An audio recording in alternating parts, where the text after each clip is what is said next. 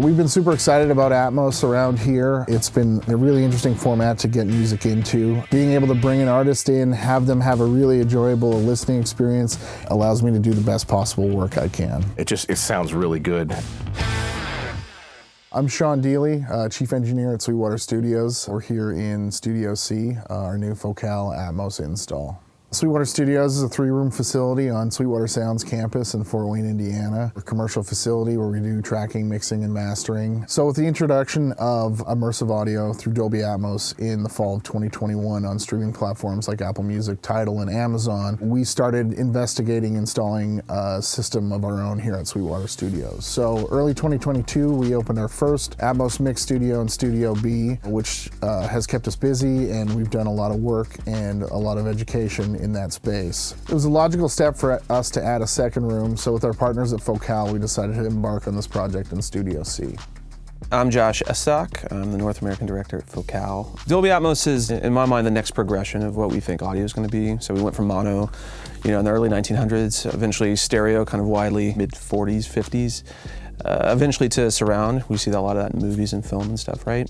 And now Atmos is kind of the newest foray into kind of how I see audio work happening in the future, right? We're hearing sound like it's us walking around the real world, which is really exciting. So it's a truly immersive experience. You're not just dealing with left and right, you're not just dealing with front and back, you're dealing with literally speakers everywhere around you. But the format itself allows it to fold down into so many listening environments, whether it's a soundbar home, binaurally in headphones, a full-blown studio like this, right? It allows the user to scale that experience up and down no matter where we go. There's a common misconception that the consumer doesn't have a way to enjoy Dolby Atmos, but there's 2 billion Atmos-enabled devices in consumers' hands already. So as we're mixing and delivering files for Dolby Atmos, consumers are able to absorb this technology and these mixes on a wide array of devices like Apple AirPods, AirPod Pros, AirPod Maxes, laptops, soundbars, Sonos, Alexa. Many different consumer electronic devices are fully Atmos enabled to reproduce immersive sound. Along with 8 major car manufacturers that are on board to install Dolby Atmos in their next production models, we feel like this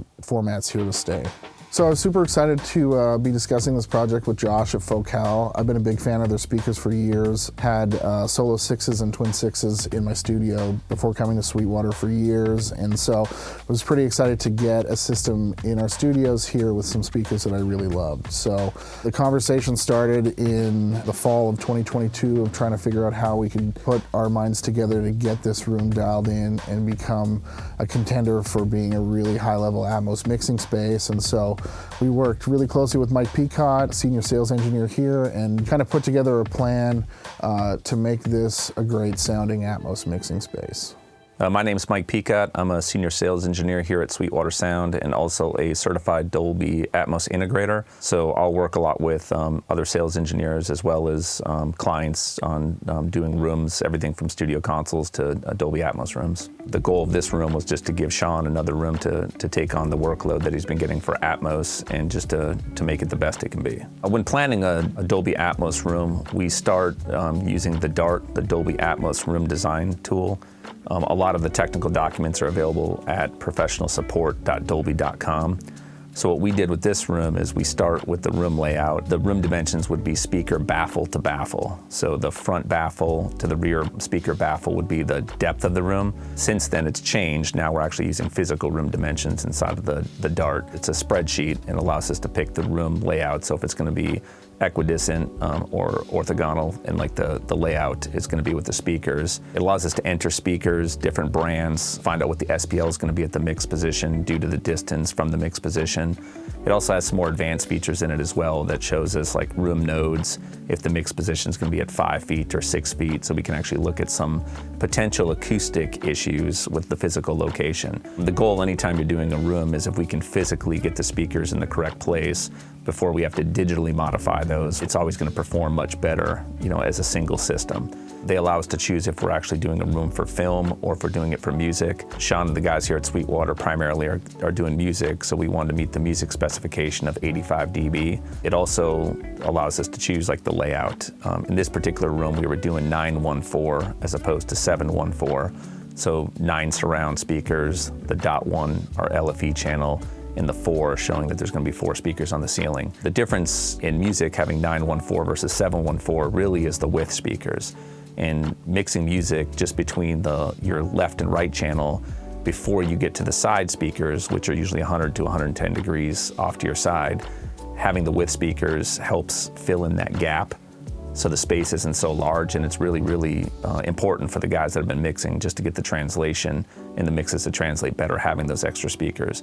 So when you're doing music, we do recommend 914, but you could start with 714 and later add the width speakers. We're really excited to have effectively all brand new Focal products here in Studio C. So the new Solo 6s along with the new Trio 6s and the Sub 12s as our LFE have been performing amazingly in this space. So it was really easy to implement these speakers. There was mounting brackets for the ceiling mount speakers that went together very easily. And so placement, integration, and calibration of these speakers, and then actually working on them and mixing in the space has been exceptional. The previous iteration of the Solo 6 was around for 17 years. So a lot of huge records were made on Solo 6s. Some of your favorites, Daft Punk was mixed on Solo 6s, some John Mayer stuff. Tons of records were mixed on Solos and Twins of the previous lineup. And we felt like we could build a better speaker. So we did a bunch of things. We completely redesigned the drivers. The tweeter itself now has a chamber behind it that we call IAL, which stands for Infinite Acoustic Load, that drops the resonance of that tweeter down well below the audible hearing range. So what you're really getting is a speaker that is more precise, a more exacting tool. It's a much faster speaker. It's a much more flexible speaker. And it's something that also has mounting points on the rear. So obviously for Atmos applications, you have to be able to hang stuff from the ceiling without hopefully drilling holes in boxes. So it's a solution that you can put in a situation, hang, has a lot of flexibility, a fair amount of output for a speaker of its size, extends really low, and is fast. It's a reliable tool. And then we have a new subwoofer that comes along with that called Sub 12, and there's actually 2 of them in here, which is, if I'm being honest, is probably overkill. But it's a massive subwoofer, a 13-inch woofer, goes down to 27 hertz, plus or minus 3 dB, 125 dB output, and is really, really fast. You know, usually you have a big subwoofer, it's kind of sluggish because there's a lot of mass, and we took a lot of time to make sure that the sensitivity of the driver was there, that we weren't restricted by the literal mass and the weight of the driver itself, that the suspension allowed the driver to move freely, whether it's being played at a really quiet listening level, being cranked, or anywhere in between. The response is the same. So they were great fits for this room. Clap.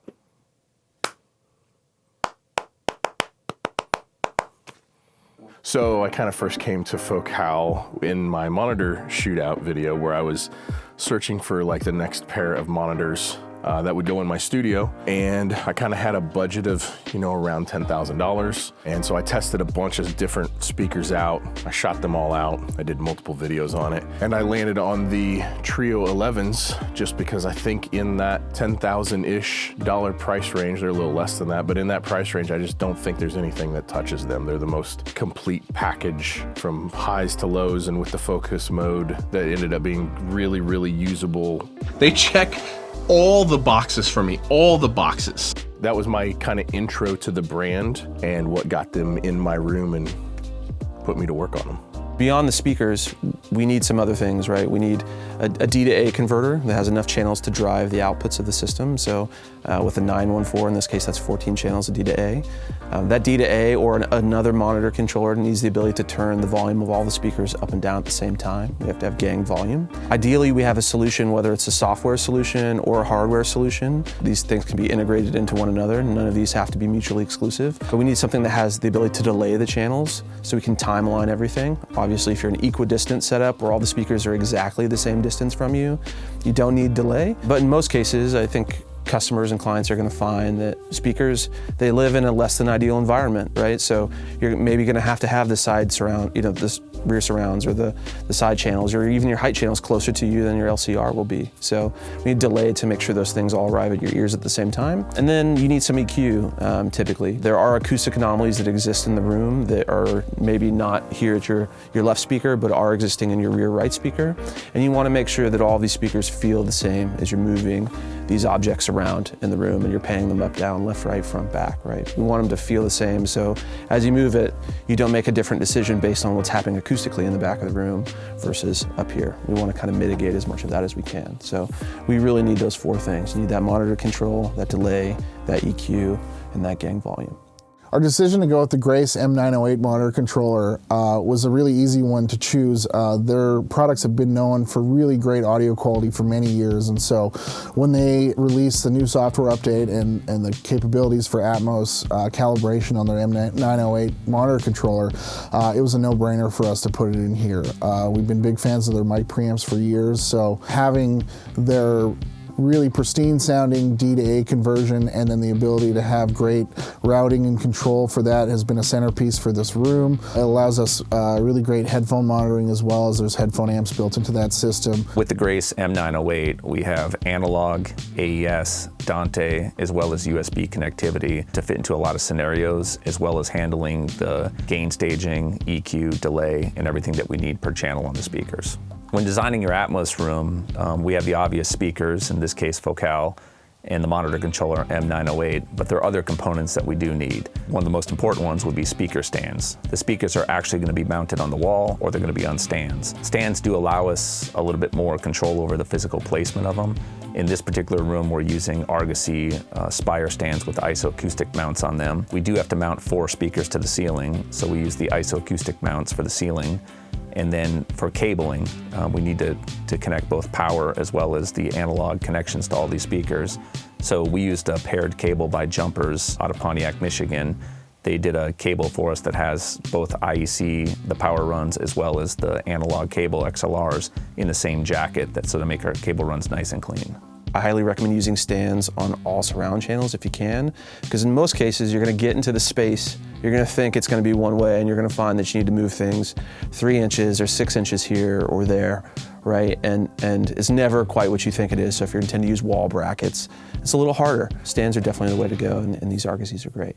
The DARDT, the Dolby Atmos room design tool, does give you the capability to move some speakers around to account for any kind of physical obstacles, whether that's coming from a ceiling speaker or whether it's coming from one of your surround speakers, to allow you to see what it's going to do. So by making those changes in the DARDT, we can see the changes it's going to affect the entire room, since the goal is to have the multiple speakers operate as one system. One of the final steps of a Dolby Atmos room is the calibration of the system. This would include time alignment, the consistency of frequency responses between the speakers. In the case of this room, we used a lot of the same speakers, and then we could apply EQ if we needed to make any changes. And then the SPL settings, so the SPL with the mix position between all the speakers to allow them to operate as one system. The Dolby Atmos renderer also has tools for time alignment, gain staging, and EQ that could be used as well to calibrate a room. Once this room was installed and calibrated, we started mixing in it right away. The results have been great. We've been getting great translation out of this. The Focal sound of their speakers has always been something that's been really easy to mix on. We get great translation. So the car test for us really is like checking things on Apple AirPod Maxes and things like that. So when we're doing work in a room like this, we're always sort of referencing how the consumer is going to check it out. And so most of the stuff that we've been doing in here has been checking out and really kind of coming back the way we expect it to. The speakers are really inspiring to work on, so the work that we do hopefully translates to the artists that we work with, gives them the best possible product, and then hopefully the listener gets the best possible experience while listening in Atmos. I started looking into Atmos and wanted to move into that world. Obviously, the first place that made the most sense for me to look was at Focal again, since I already had investment in the trios, and I think it's important to have, you know, some synergy between your monitors in that world. And this room was just put together. I think I was here like the week or the week after it was put in. And so I came here to listen to this room because it's, you know, all Focal obviously, but also this is exactly what I was considering doing for my space. And after spending some time in here, I spent a few hours in here listening, and it sounds incredible in here. And it seems like, to me, the right balance between like size and like the like cost to benefit ratio is like really here is a really pro system without being like insanely prohibitively expensive like some other rigs are. And it sounds really good. And so more or less, this is what I went with, plus a Trio 11 for the center channel. Same speaker stands everywhere, same mounts everywhere, like everything's identical to this room. This is a substantial investment, and the idea that you can come in here and really hear it before spending the money and make sure it's the right thing for you, I think is super awesome. And not only was it awesome being able to hear it and then make that decision, it was also awesome having the guys at Focal and the people at Sweetwater like really help coach me on like what was the right thing for my room, because this is a long, detailed process figuring everything out and like making sure that your room meets spec for Dolby. It's just been a huge help having those people in my corner helping me figure out dimensions and speaker placement and angles and making sure this rig was going to meet Dolby spec in my room. It's been an awesome experience working with everybody. So we're really happy with how everything turned out here in Studio C. I think Sean and the team in the studio are too.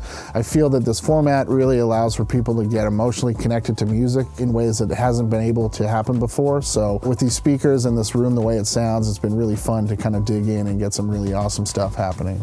If you actually want to put this rig in your room at home, you can do that. We have bundles on the website, so you can purchase these and put them up in your space yourself. Sweetwater has certified Dolby Atmos integrators that can help you design your project and get the correct gear that you need. Give your sales engineer a call and we'd love to help out.